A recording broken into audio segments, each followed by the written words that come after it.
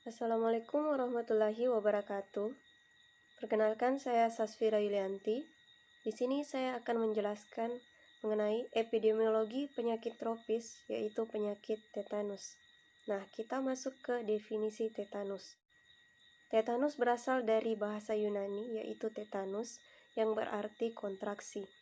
Menurut IPD PAPDI tahun 2014, tetanus merupakan penyakit akut yang ditandai dengan kekuatan otot dan spasme akibat toksin yang dihasilkan oleh Clostridium tetani, yang mengakibatkan nyeri pada bagian leher dan rahang bawah. Kemudian, menurut Fitria tahun 2016, tetanus adalah penyakit akut yang berpotensi fatal yang ditandai oleh kejang motorik, rahang terkunci, opistotonus, defans otot, risus sardonicus. Nah, secara umum, tetanus dapat menjangkit siapa saja, tidak mengenal golongan usia, baik tua maupun muda. Namun, secara umum, tetanus seringkali menjangkit bayi maupun ibu yang baru melahirkan. Tetanus sendiri dapat dicegah dengan vaksin. Tetanus umumnya terjadi di negara berkembang, namun tidak menutup kemungkinan juga terdapat di negara maju. Nah, kemudian kita masuk di data epidemiologi penyakit tetanus. Secara global, di antara tahun 2011 hingga 2016, laporan kasus tetanus menurut WHO itu kurang dari 20.000 kasus per tahunnya. Nah, pada tahun 2015 terdapat 10.301 kasus tetanus, termasuk 3.551 kasus neonatal yang dilaporkan. Nah, kemudian pada tahun 2016, WHO menunjukkan ada sekitar 13.502 kasus tetanus. Nah, ini di luar kasus yang tidak terlaporkan. Nah, di Indonesia sendiri, berdasarkan data dari Kemenkes RI pada tahun 1994, terdapat 3.843 kasus tetanus. Kemudian pada tahun 2006, penemuan kasus tetanus diikuti dengan kejadian bencana di Yogyakarta. Ada 26 kasus yang dilaporkan dari 8 rumah sakit setempat. 8 dari 26 kasus tersebut dikabarkan meninggal dunia. Nah, rata-rata penderitanya itu berusia 74 tahun. Nah, pada tahun 2017, WHO melaporkan insiden tetanus neonatorum di Indonesia sebanyak 25 kasus dan insiden tetanus secara keseluruhan ada 506 kasus. Kemudian kita masuk di riwayat alamiah penyakit tetanus. Pada tahap prepatogenesis terjadi interaksi antara pejamu dan agen bakteri, dalam hal ini itu Clostridium tetani. Nah, ketika imunitas host ataupun pejamu tersebut dalam keadaan baik atau bisa dikatakan kuat, maka kemungkinan besar Clostridium tetani ini akan sulit untuk berkembang dan kemungkinan besar tidak akan berlanjut ke tahap riwayat alamiah selanjutnya. Nah, kemudian tahap prepatogenesis. Nah, pada tahap prepatogenesis, ketika Clostridium tetani masuk ke dalam tubuh, di sini sudah mulai menginfeksi tubuh.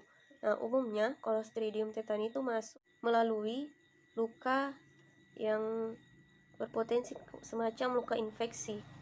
Nah, masa inkubasi penyakit tetanus sendiri berkisar antara 3 hingga 21 hari. Pada hari ke-14 akan menimbulkan berbagai gejala. Nah, gejala yang dirasakan sendiri itu ada kram rahang, kejang otot, perubahan tekanan darah, dan tekanan jantung. Nah, biasanya juga ada yang mengalami demam dan kram di bagian perut dan belakang. Manifestasi klinis yang khas dari tetanus sendiri itu disebabkan ketika toksin tetanus mengganggu pelepasan neurotransmitter, menghambat impuls inhibitor sehingga menyebabkan kontraksi otot dan kejang. Nah, Semakin pendek masa inkubasi, maka semakin tinggi kemungkinan kematian. Lanjut ke tahap postpatogenesis. Nah, ini adalah tahap akhir dari riwayat alamiah sendiri, yang seperti yang kita ketahui, ini tahap yang menentukan apakah si host atau pejamu bisa dikatakan sembuh sempurna, sembuh dengan cacat, ataupun meninggal dunia. Nah, kebanyakan ketika seseorang yang terkena tetanus mendapatkan perawatan lebih cepat, itu kemungkinan besarnya akan sembuh sempurna, namun membutuhkan waktu yang agak lama. Nah, kemudian untuk yang sembuh cacat, ini bagi mereka yang ketika terjadi kontraksi pada otot-ototnya yang mengakibatkan kejang berlebihan, ada beberapa kasus itu terjadi patah tulang. Nah, ini bisa jadi dia mengakibatkan sembuh dengan cacat. Nah, untuk meninggal dunia sendiri seperti yang kita ketahui, ketika seseorang yang terkena tetanus tidak mendapatkan pertolongan segera, maka potensi besar yang akan terjadi adalah meninggal dunia. Kemudian kita masuk di faktor risiko penyakit tetanus. Nah, yang pertama ada pengetahuan. Nah, kenapa pengetahuan berpengaruh? Karena kebanyakan tetanus yang terjadi di negara berkembang itu pada orang-orang dengan pengetahuan rendah. Nah, kemudian vaksin yang tidak lengkap. Nah, orang dengan riwayat vaksin yang tidak diketahui itu kebanyakan ketika mereka menderita tetanus itu berpotensi menyebabkan kematian. Kemudian ada imunitas lemah.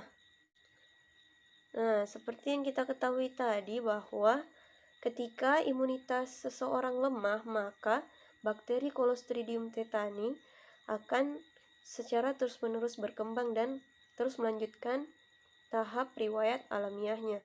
Kemudian luka beresiko atau infeksi. Nah, luka yang dimaksud di sini luka yang akibat benda-benda yang misalkan benda paku yang berkarat.